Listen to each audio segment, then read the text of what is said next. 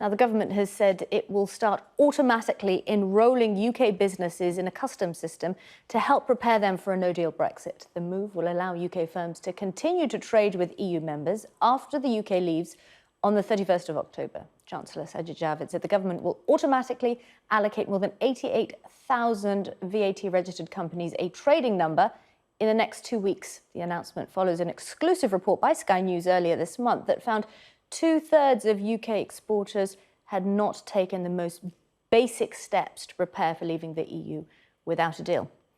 Well, joining me now from Westminster is the Chairman of Agency Sector Management and Chair of the Joint Customs Consultative Committee, Peter MacSwiney. Peter, thanks so much for joining us this morning. So 88,000 companies need to get this trading number in just 2 weeks. Is that going to happen? Can it happen? Yeah, I think it's quite possible. I mean, the enrolment system's pretty good. It takes about 3 minutes, I think, to register. To be honest, once they're registered, it doesn't mean to say they know what they have to do.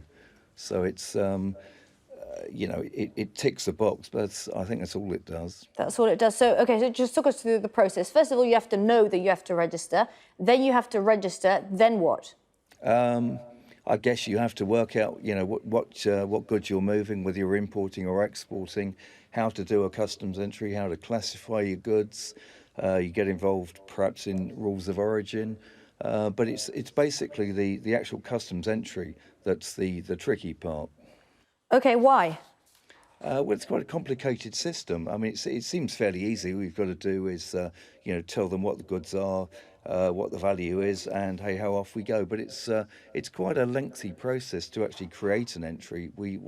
Although we've been computerised since about the 70s, there's still a lot of manual intervention. And when you consider we currently do about 55 million entries, and we're facing the prospect of having to do 200 million in addition. So we go from something like 3 million a month at the frontier to over 16.5 million. And you're dealing with a lot of companies that have never done it before. And it's not easy. Peter, let's break this down. So you're the head of a customs clearance software provider, right? So you know about customs software. Well, I'd hope so. OK, now you're one of the logisticians who's been appointed by the government to find workable alternatives to the backstop. Yes. OK, so are there any workable alternatives to the backstop? Well, I guess there are.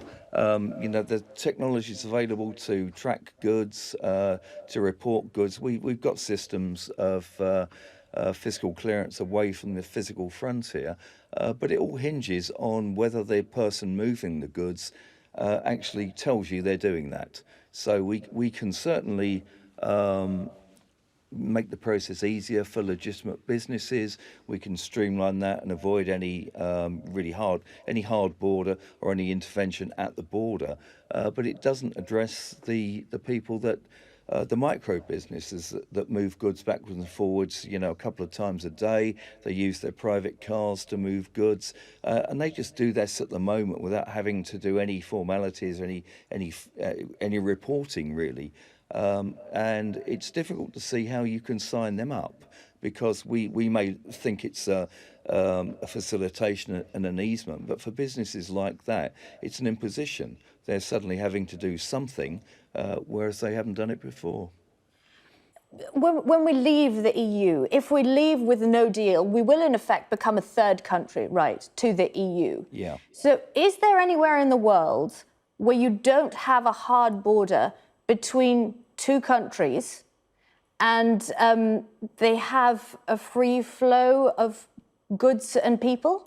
Not that I'm aware of. I mean, I suppose the comparison could be the US and Mexico, but there's a pinch point. There's a hard border there, isn't there? Oh, there is indeed, but it's a long border. That's the thing about the Northern Ireland Irish border, is it's something like 182 miles, and there's 300 crossing points. Now, there's a couple of dedicated roads where if you're moving agri-food products or livestock, you follow a certain route. But there are hundreds of other border crossings that people just go backwards and forwards, in their daily life.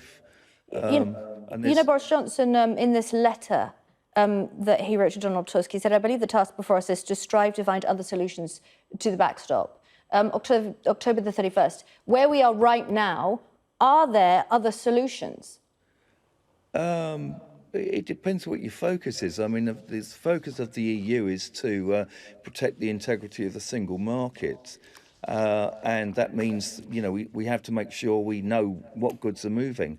I don't think we can put anything in place that's going to satisfy the European Union of that. OK. Peter MacSwiney, thanks a lot for talking to us. Pleasure.